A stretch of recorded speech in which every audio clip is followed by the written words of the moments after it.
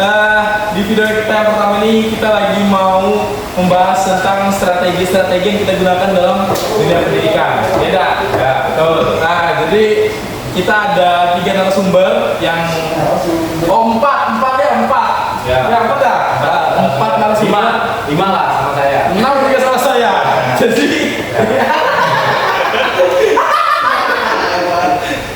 Ya. Oke. Sebelum kita panggil, kita ada 4 narasumber, tambah kami berdua jadi 6. Jadi kita akan membahas strategi-strategi yang digunakan dalam dunia pendidikan. Oke? Kita panggil langsung saja 4 narasumber kita. Yeay. Halo. Halo Mas. Malam. Salam Mbak. Baik Mas. Silakan duduk. Oke, jadi ini dia. Saya mungkin akan dulu. Ratingnya ada lagi biar. Oke, teman-teman yang belum kenal sama mereka berdua ini dari Universitas Muhammadiyah Kalimantan Timur. Yaitu program studi S1 Pendidikan Olahraga terempat.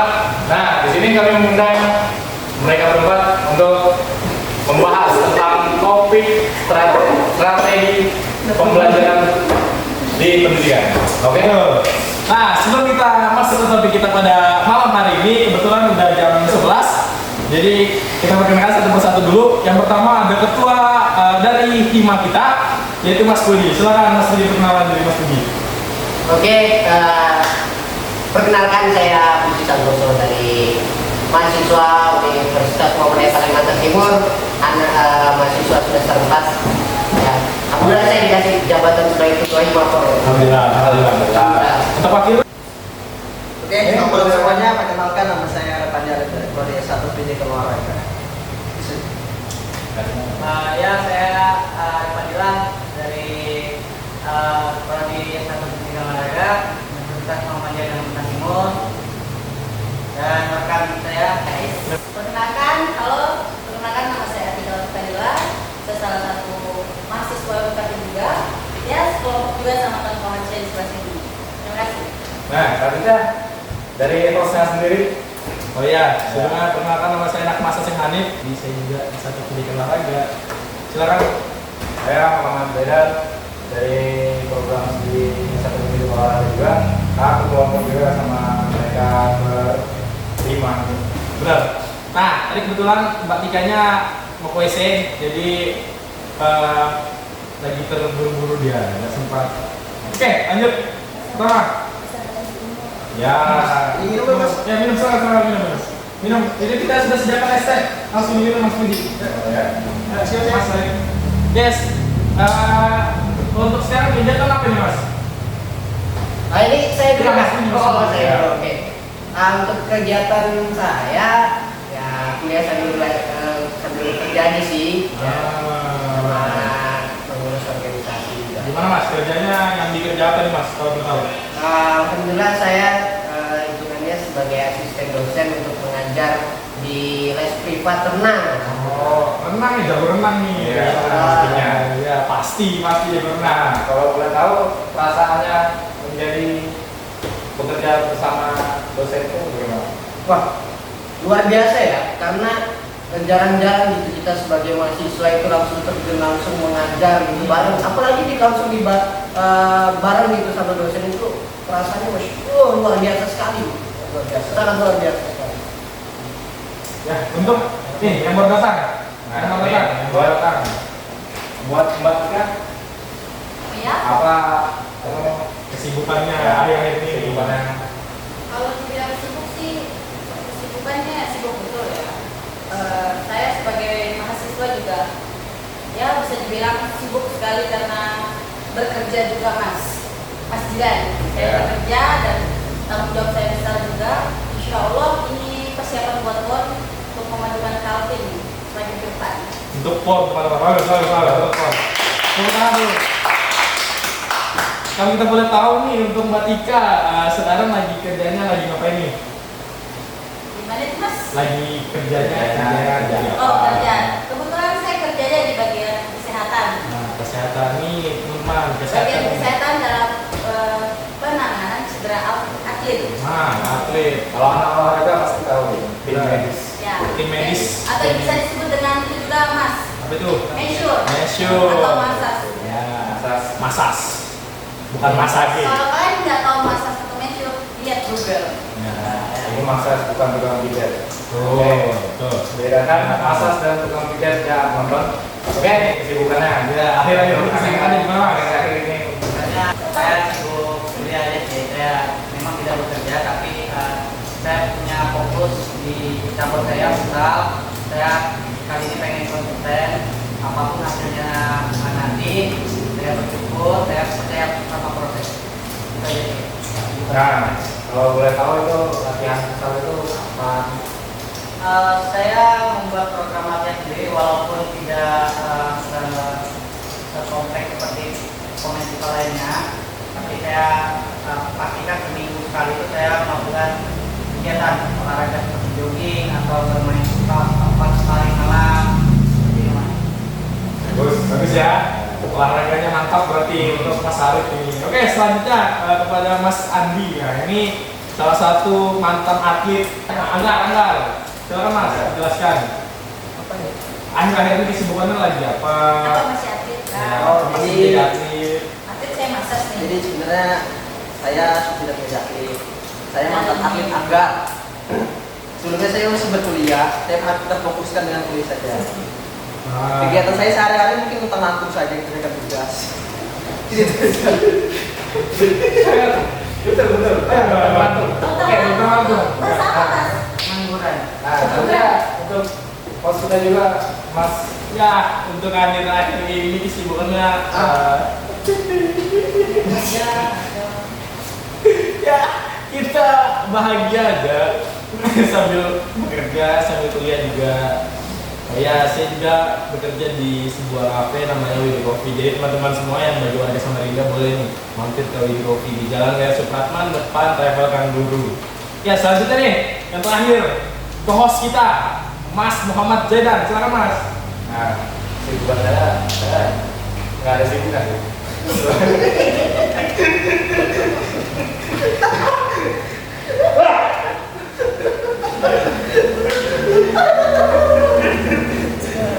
Ya, gimana nih? Masih jalan, lanjutin lagi mas. Oke, dulu saya kalau dibilang sibuk, nggak sibuk saya. Nggak kerja juga, saya mungkin fokus untuk kuliah juga karena sudah semester 4 pertengahan. Jadi untuk bekerja mungkin nanti, tapi adalah samping-sampingan. Ya mungkin jadi kuli barang. Oke, lanjut. Kita masuk ke topik pembahasan kita nih, teman-teman. Kita akan membahas tentang strategi-strategi yang digunakan teman-teman semua ini untuk menjalankan kehidupan sehari-hari. Yang pertama nih kita ke Mas Puji dulu. Silakan Mas, gimana sih Mas strategi yang Mas Puji gunakan dalam mengatur organisasi nih, terutama di Himapor? Ya betul, karena Mas Puji ini ketua umum Ya, Himapor. Jadi mungkin ada strategi untuk berorganisasi tadi di situ. silakan Mas Puji. Kayaknya mas Puji ini kayaknya banyak anu ya, pikiran gitu ya. Sepertinya. Kayak memang kita tuh banyak pikiran. Intinya kalau saya di Mapor itu pasti menggunakan strategi di mana saya memberikan wadah untuk anggota-anggota saya untuk berperan, ya, di mana mereka bisa menggali potensi mereka, baik di bidang public speaking-nya, di bidang tabliknya, keagamaannya, kemudian di bidang pencetak kadernya. Mereka bisa mengolah potensi-potensinya di situ. Jadi saya hanya memberikan wadah untuk anggota-anggota saya. Bahkan bukan hanya di anggota-anggota saya yang dalam ruang lingkup organisasi saja, tapi saya memberikan wadah untuk seluruh mahasiswa di prodi olahraga untuk berperan dalam Himapor, berperan dalam prodi, tentunya untuk memajukan nama universitas dan nama prodi itu sendiri. Seperti itu untuk saat ini. Bagus ya, jadi Mas Puji ini strateginya memberikan wadah bagi anggota-anggotanya, apa Mas? Memberikan masukan atau gimana untuk Kalau saya memberikan wadahnya itu contohnya seperti saya memberikan peluang entah itu dalam bentuk kegiatan. Saya memberikan kegiatan seminar, memberikan peran kepada mereka untuk mengelola seminar itu bentuknya seperti apa dan goals kedepannya itu seperti apa dan apa yang mereka dapat dari seminar itu. Jadi saya memberikan wadah mereka dalam bentuk seminar, mereka ambil peran di situ untuk mengelola seminar itu dan mencari manfaat dari seminar itu. Nah, bagus nih teman-teman. Jadi Mas Puji ini memberikan wadah bagi anggota-anggotanya untuk berapa Mas? Berpartisipasi. Ah, itu. Oke, karena tema kita adalah sebuah strategi. Nah, saya mau tanya nih ke Mas Andi. Tadi kan profesinya sebagai atlet anggar ya. Nah, jadi strategi yang Mas Andi gunakan nih gimana nih kan? Udah atlet kemudian mahasiswa. Cara ngatur waktunya untuk strateginya itu seperti apa Mas Andi? Jadi strategi yang saya gunakan mungkin melalui pendekatan-pendekatan seperti di tempat saya latihan, pendekatan bersama teman-teman saya. Begitu juga di dalam kelas, mungkin bersama teman maupun dosen saya. Jadi di Mas Andi ini selaku apa namanya atlet anggar tadi ya. Ya. Pasti berarti menyesuaikan waktu lah ibaratnya gitu ya. Oh iya, saya memanage waktu saya, latihan dan kuliah saya. Gitu ya. Ya. Berarti sejauh ini tidak mengganggu waktu perkuliahan sama latihan itu tidak ganggu berarti ya. Alhamdulillah mungkin sejauh ini belum ada terganggu. Terus kedepannya nih mau ikut kompetisi apa nih kira-kira? Mungkin dianggap ada sedikit diskomunikasi. Oh, Jadi belum ada info-info tentang kelanjutan turnamen terdesak. oh gitu. Berarti masih nunggu info lagi ya? Ya. Mungkin itu teman-teman terkait anggar tadi ya. Jadi sekarang kita kembali ke Mas Arif. Mas Arif ini kan tadi tidak bekerja tapi sedang menekuni di bidang futsal. Nah kita tanya-tanya nih sekarang, gimana nih latihan futsalnya, terus strategi ya, apa untuk menghadapi open kedepannya, pertandingan kedepannya itu persiapannya seperti apa strateginya? Jadi saya walaupun bisa dikatakan fokus juga ke futsal, tapi saya balance antara dua hal, yaitu akademik saya, kemudian saya dengan akademik saya, yaitu cabang futsal. Saya lebih masih ingin memfokuskan ke kuliah saya dibandingkan ke futsal. Jadi itu bisa juga sama waktunya saya lebih bisa ke kuliah dibanding futsal.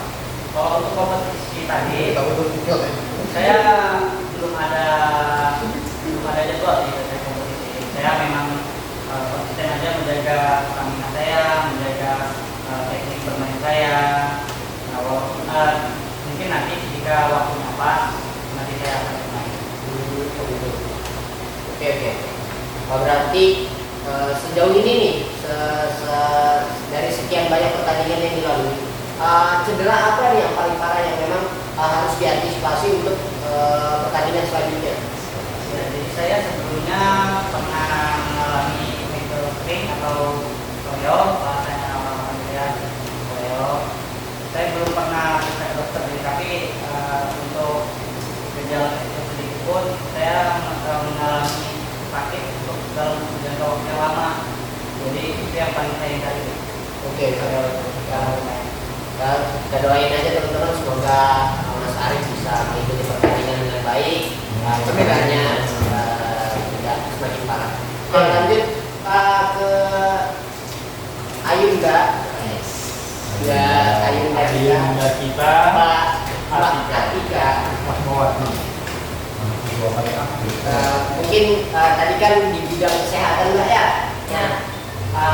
Strategi nih kan biasanya dalam pertandingan itu tidak sedikit atlet yang cedera. Kemudian gimana pertanyaannya itu gimana strategi Mbak ketika menghadapi atlet yang cederanya itu tidak hanya satu atlet, misalkan dalam satu pertandingan ada 2-3 atlet yang cedera, itu strategi penanganannya itu seperti apa? Saya sendiri strateginya ya karena di kesehatan itu tidak hanya saya yang bekerja ya Mas. Di situ kami per tim. Jadi untuk pertanyaannya, strateginya ya kita membagi apa ya? Membagi tugas ya, membagi tugas. Saya menangani cedera yang ibaratkan cedera lutut, saya menangani teman saya. Ya pokoknya bagian kerja gitulah. Kita membagi apa ya, pekerjaan. Tidak semuanya hanya saya yang menekuni atau melakukan. Oke. Nah berarti sejauh pertandingan yang lalu Mbak Tika pernah menangani cedera apa saja? Kemarin kebetulan bulan tahun kemarin saya pernah di pertandingan silat juga Mas. Kebetulan ada junior saya sendiri, saya menangani patah tulang. Itu yang paling parah ya? Paling parah patah tulang. Oh, iya. Dia di bagian hidung.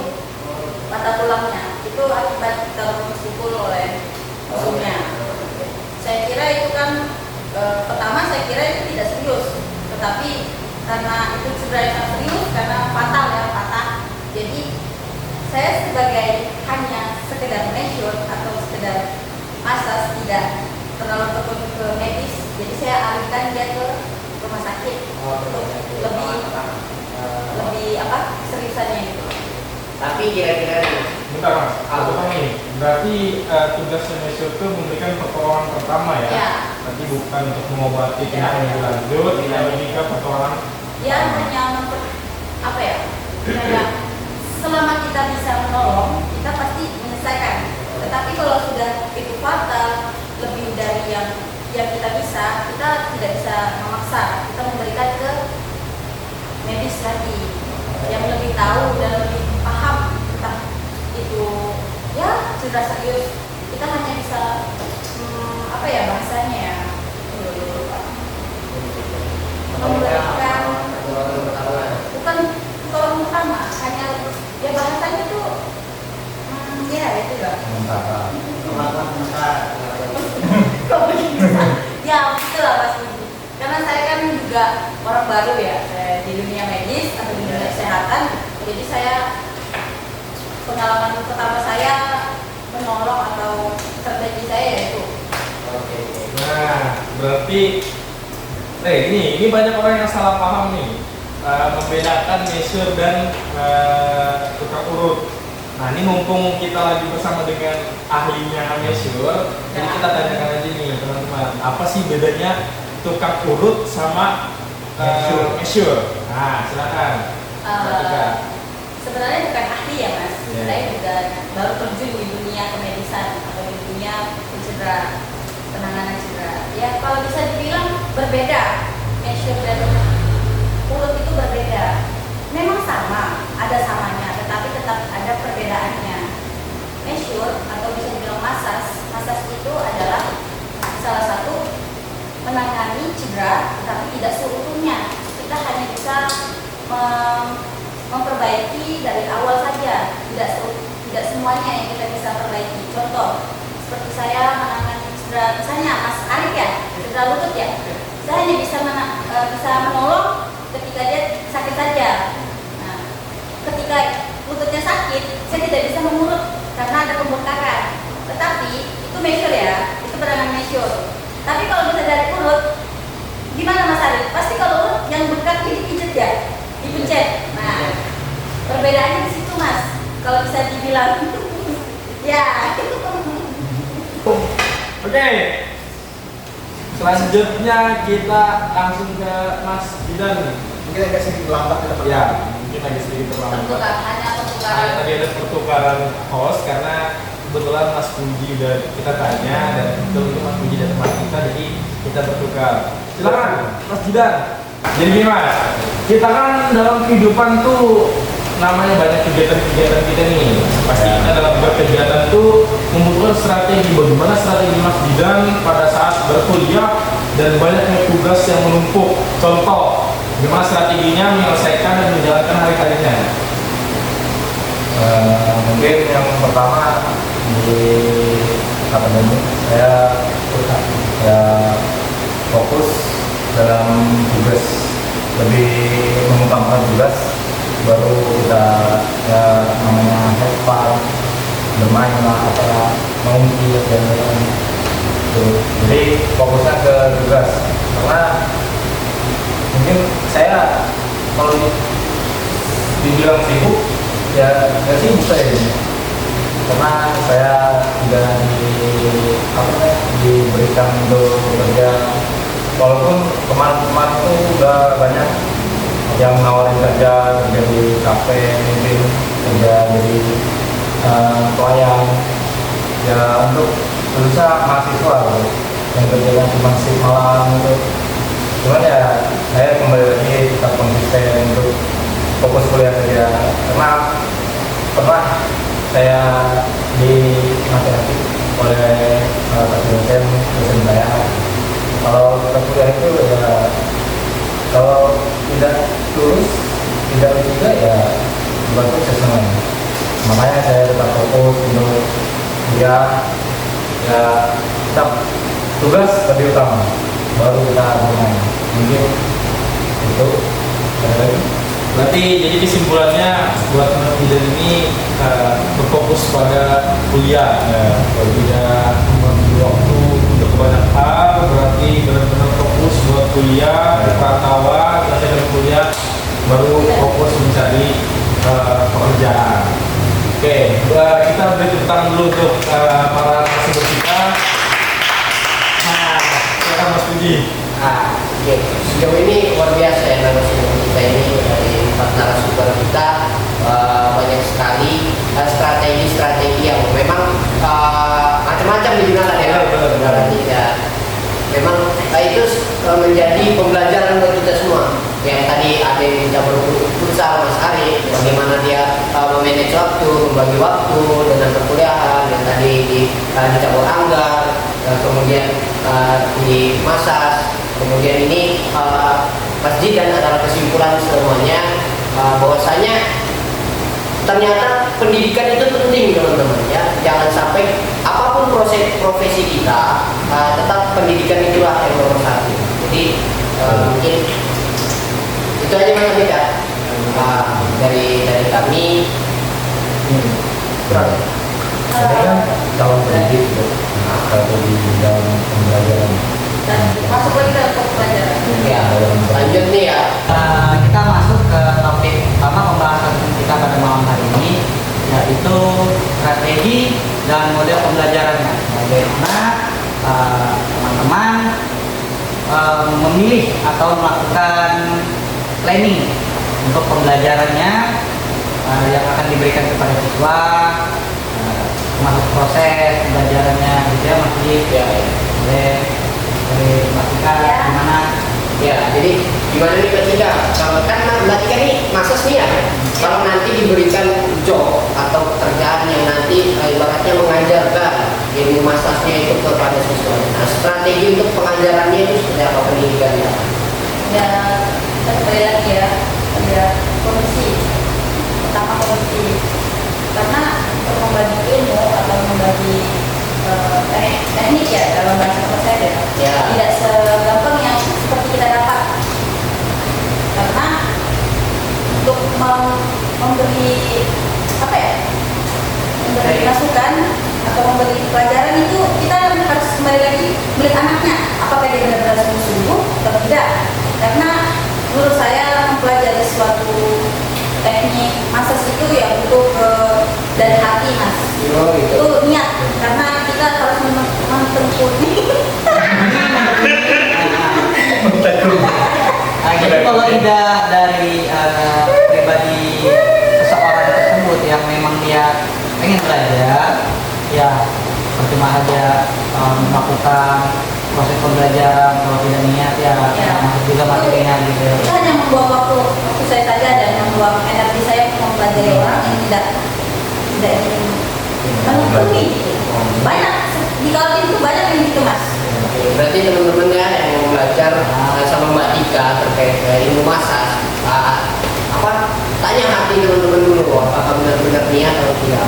Jangan sampai kita mengganggu pelatih atau guru kita yang waktunya begitu penting. Contohnya Mbak Tika ini, karena Mbak Tika ini salah satu orang yang sibuk lah ya. Jadi butuh banyak pasien yang harus dia tangani.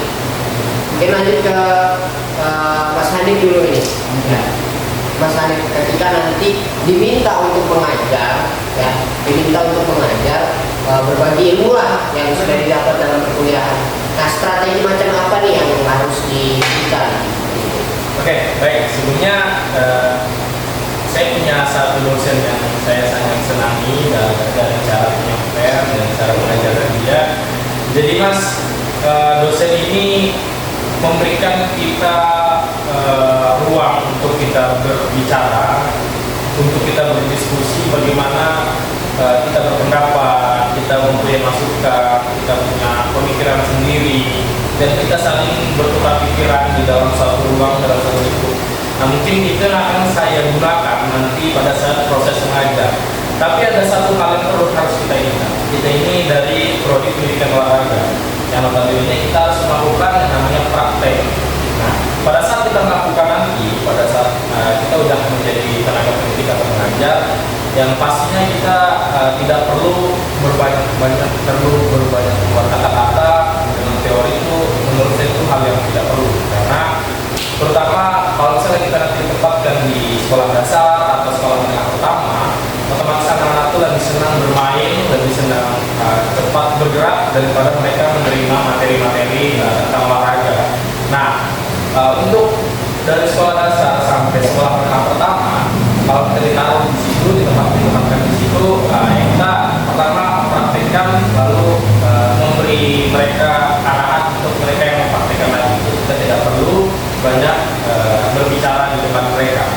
Nah, dan perlu kita ingat, kita ini dari pendidikan olahraga, dan kita hanya mendidik untuk kesehatan jasmani mereka, bukan mendidik mereka, menuntut mereka untuk ke sebuah tertentu. Nah, apabila kita melihat satu potensi dari seorang anak, nah itu baru bisa kita teruskan untuk mereka menuju ke jenjang yang selanjutnya, yang serius itu. Itu Mas Budi. Benar Mas Ari? Ya, itu dari Mas Hanif. Jadi planning terkait strategi itu sangat penting ya bagi seorang guru, bagi tenaga pengajar, untuk berjalannya proses. Ya, kalau misalnya kita jadi seorang guru, kita tidak mempunyai strategi dalam pembelajaran, otomatis pembelajaran kita bakal kacau. Kita kembali lagi ke niat. Ya, nah, Ridho. Jadi seorang guru apabila tidak mempunyai strategi dalam proses pembelajaran, maka pembelajaran itu bakal berantakan. Karena balik lagi ke penjelasan strategi itu di mana kita mengatur, menyusun sebuah kegiatan kita. Nah, itu strategi. Oke, lanjut Mas Budi. Oke, luar biasa ya teman-teman. Ini cita-citanya Mas Hanif ini besar sekali. Nah, intinya itu mencerdaskan generasi bangsa. Ya, mudah-mudahan lah. Ya. Jadi selanjutnya kita beralih ke Mas Andi. Ya, kita lihat Mas Andi ini atlet anggar gitu. Nah, yang kita tahu cabur ini cukup sulit ya untuk dipelajari. Jadi gimana nih Mas Andi nih dalam ibaratnya nanti ke depannya kalau Mas Andi ditunjuk atau diminta oleh satu lembaga untuk memberikan pembelajaran kepada mahasiswa-siswa untuk cabur ini, strategi yang diberikan itu seperti apa? Apa cara mengajarnya Dalam campur angga. ya? Mungkin jadi tahu apa sih kita mau tahu. Bukan hanya dalam cabur angga ya. Kalau misalkan mengajar di sekolah, Tapi aktif ya Mas ya. boleh pengajaran, boleh Ya, intinya ketika ditunjuk menjadi tenaga pendidik ya. Gimana sih strateginya Mas Andi itu? Karena kita tidak terlepas dari mahasiswa pendidikan olahraga ya. Iya. Tidak terlepas dari itu. Gimana Pak Dede?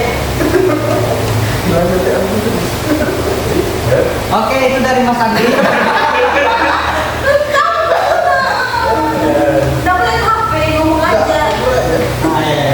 Pelajaran. Bagaimana strategi Mas Andi jika nanti telah menjadi tenaga pengajar, bagaimana strategi pembelajaran yang akan Mas Andi berikan pada siswa-siswi nanti? kayaknya Mas Andi ini banyak pikiran ya. Iya, mungkin Gak apa-apa, mungkin bisa dilakukan aja. Sibuknya bisa. Iya, kayaknya. peralihan dari atlet angkat menjadi mahasiswa babi. Oh, kayaknya sih memang kayaknya banyak pikiran. Mungkin bisa kita lanjut aja. Ya, betul. Ya benar Mas Budi. Gimana kita lanjut? Ya sambil Ya, kayaknya ini jalan jauh tadi kita dari kos masing-masing kan. Mungkin ini kita beri di waktu terakhir aja. Ya. Karena lagi banyak pikiran. Oke. Kita Mas Zidan. Oke. Mana? Pertanyaannya masih sama ini. sama. Strategi pembelajaran. Ya. Jadi saya sebagai calon pendidik, ya semuanya di sini sebagai calon pendidik untuk strategi ya dari pengertian strategi tadi ya menyusun atau merencanakan secara sistematis pembelajaran yang efektif atau efisien. Nah, jadi kalau kita mengajar atau menjadi pendidik di sekolah, ya terutama kita harus punya strategi tadi ya untuk membuat seorang itu jadi paham atau memahami materi yang kita sampaikan.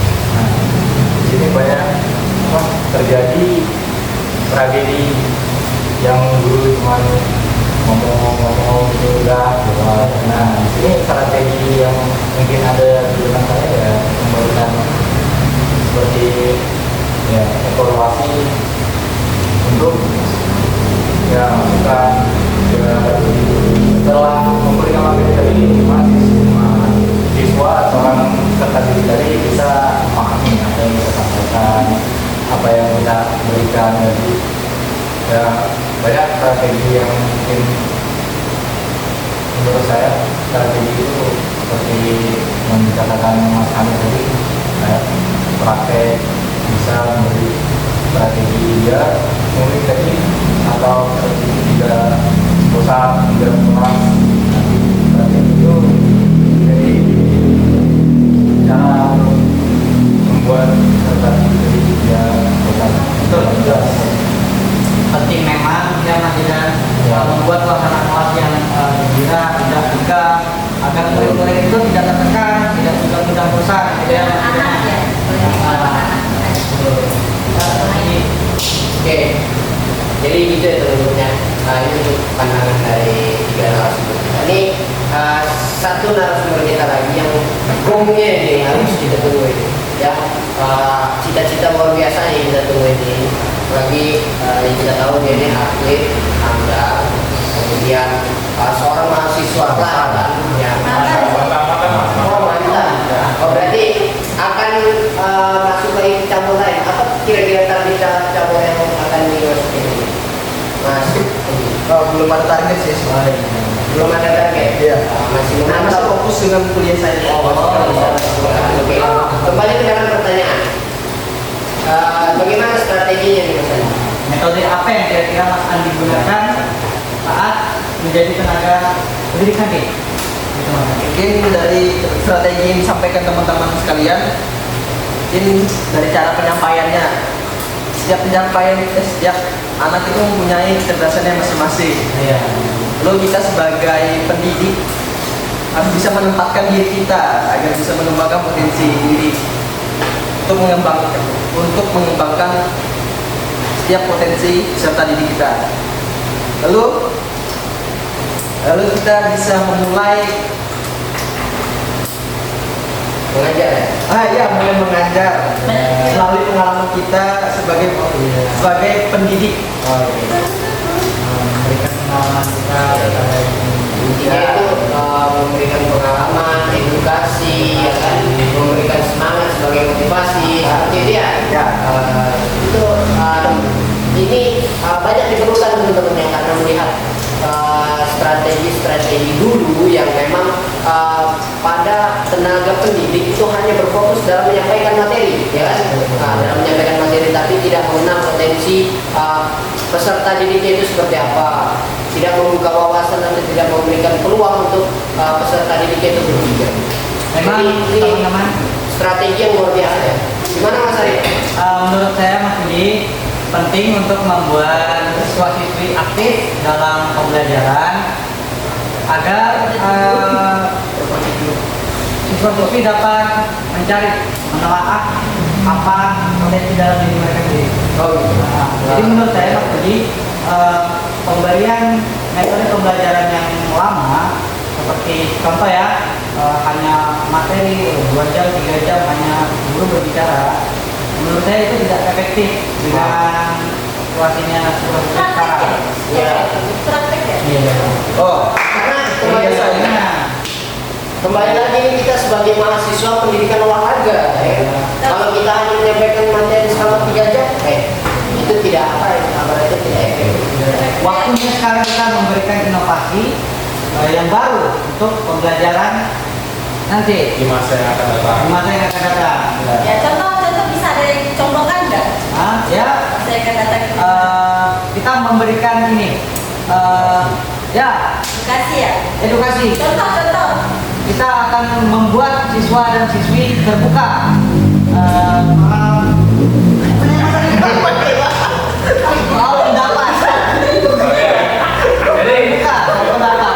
Kita tidak ingin siswa dan siswi Intinya contoh yang kita akan berikan, kita kurangi materi dan kita perbanyaki praktek. Nah, seperti itu ya teman-teman. Jadi di sini peran seorang pendidik, apalagi menjelaskan tentang strategi ini ya, kita membuat peserta didik atau siswa-siswi kita memecahkan masalah yang ada di apa yang ada di materi yang disampaikan. Apalagi kebanyakan anak-anak itu suka turun lapangan ya. Iya. Lebih suka praktek ya daripada materi. Seperti yang dikatakan Mas Ani tadi, kalau kita ngajar di SD atau SMP, nah itu maksudnya di mana anak-anak Mereka bermain. kita yang bermain tanpa. Apalagi anak SD itu aktif-aktifnya benar. Makanya kita harus sama-sama tujuan. Tujuan ya guys, tujuan untuk ya tujuan. Intinya harus punya target lah. Dalam mendidik, dalam menjadi tenaga pendidikan sebuah lembaga itu harus punya satu target yang mana mencerdaskan generasi muda sekarang. Kalau boleh jujur, saya sebagai mantan siswa-siswi juga yang merasa bosan kalau tidak kelas ya bicara guru bicara itu Sebenarnya bukan mantan sih mas. masih Kita masih sering kan? Mendapatkan ya emang sering cuman beri masukan sih. ya tapi pada pada konteksnya kita sebagai mahasiswa juga udah melewati fase-fase yang dimana kita udah menerima banyak ceramah-ceramah dari Masukannya banyak masukan.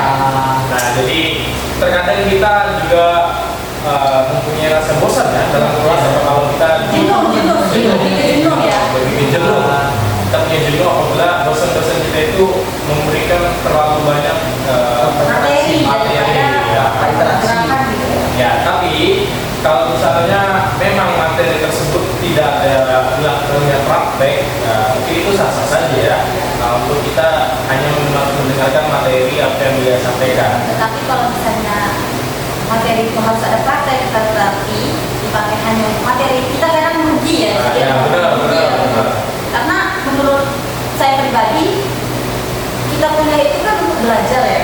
Belajar, tujuan kita juga untuk mencari ilmu, bukan hanya turun kuliah seperti banyak yang bilang ya, seperti itu anak kampus kupu ya.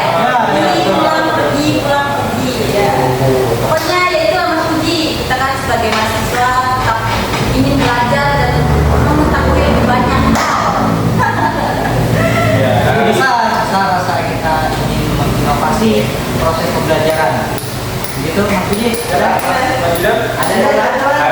Mas Oke. Andi itu Mungkin semasa saya sekolah dulu di SMA ini ada di saat pelajaran tegas terutama olahraga. Nah di sini kan kita melakukan namanya praktik. Nah praktik ini mungkin yang belum bisa dikatakan seorang wanita atau perempuan tidak hobi olahraga. Ya. Di saat jam olahraga itu Banyak Iya. izinnya. ya Kadang-kadang kan itu ya. Ini permasalahan ini lebih permasalahan. betah di kelas itu mungkin menjadi masalah. Nah mungkin bisa dijelaskan, tapi contoh gitu. Sebenarnya itu ya tidak semua wanita ya. Kita Ya. balik lagi ke orangnya, pribadiannya. Terkadang orang itu wanita itu bukannya malas ya, tapi kayak kemager gitu ya. Sama ya? Sama ya. Sama ya? Oh sama kan. Berarti lebih ke malas. Nah, jadi itu mungkin salah satu masalah yang perlu kita pecahkan. Tapi menurut saya Mas Hanif, sebenarnya perempuan itu lebih senang berolahraga, tetapi sesuaikan mood lah. Kami lebih ke mood ya kan. Nah, gini ya. Kita sebagai seorang pengajar tidak bisa juga mengerti mood anak-anak. Iya. Makanya kita harus Menempatkan lebih diri peka ya, dalam lebih peka. pelajaran. Nah, jangan ada yang namanya kita belajar biologi. Saya pikir di mata biologi itu kan bukan hanya belajar tentang alat reproduksi. Ya. Tapi belajar itu bagaimana kita mempelajari naik turunnya moodnya seseorang. Nah, terutama perempuan. Karena perempuan ini sensitif ya. Iya, sensitif sekali. Menurut saya sih sensitif banget perempuan itu. Tapi Mas Budi kok saya nggak peduli ya. Maksudnya dibanding satu banding 29 anak yang sedang mood, maka 29 anak harus mengikuti satu mood siswi yang Tidak. Bukan seperti itu maksudnya sih. Ibaratnya dari 29 siswa yang mood, ya. Kalah dengan satu orang siswa yang tidak mood, bukan seperti itu maksudnya. Bagaimana kita seorang pendidik bisa memahami, oh mood anak ini tuh sudah tidak baik. Jadi peran kita sebagai pendidik itu baiknya seperti apa karena ini, biar anak ini tuh mau ikut dalam pembelajaran. Contoh ya, seperti kita jadi orang tua lagi, ya. Karena anak didik atau apalagi siswa ya, yang masih jenjang SD, SMP itu masih butuh perhatian kita. Ya, pasti butuh perhatian orang tua. Enggak hanya di rumah, tetapi hanya harus juga di sekolah. Karena terutama perempuan sering butuh perhatian lebih. Karena dia moodnya naik gitu ya. Karena perempuan itu nggak bisa mikir, hati dia. Nah, di sini jadi masalah lagi. Kalau kita mengerti seorang siswa yang tidak atau siswi yang tidak mengerti, nah, Gimana strateginya? nah, bukan. Jadi Kuncinya ya Mas ya, kuncinya. bukan. Jadi Disambungin aja. Iya ya. dari satu siswa tadi, apakah kita spesialkan untuk misalnya ya sudah kamu tidak usah ikut olahraga. Nah, nanti untuk yang sisa siswa yang puluh tadi bakal bakal iri pada satu siswa ini karena merasa iri. kita kan sebagai orang tua spesialkan. Kalau saya ini karena saya berperan ibaratnya turun di lapangan dalam pembelajaran renang. Ya. Di situ kan saya ajar anak usia paling besar itu ya untuk anak SD itu sekitar 9 tahun, 9 tahun 10 tahun. Kecil. Ya kecil lah, masih anak SD. Iya, Mas. Enggak, mungkin. Masih anak kecil. Mas Puji ini berbakat ya guys. Jadi waktu itu saya dalam waktu di jadwal itu hanya 1,5 jam. Bagaimana kemudian kalau kita fokus dalam materi saja 1,5 jam itu terlalu lama dalam air. Iya. Bisa apa mati. Dalam kolam itu terlalu lama dalam pembelajaran. 1 jam setengah. Mas, 1 jam setengah berapa air? Mas Adi bisa.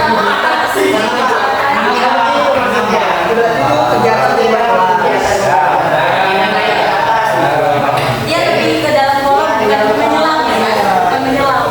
Tahan dapat sejam itu siapa? Anak-anak, apalagi anak-anak SD itu bosan sekali. Bosan sekali.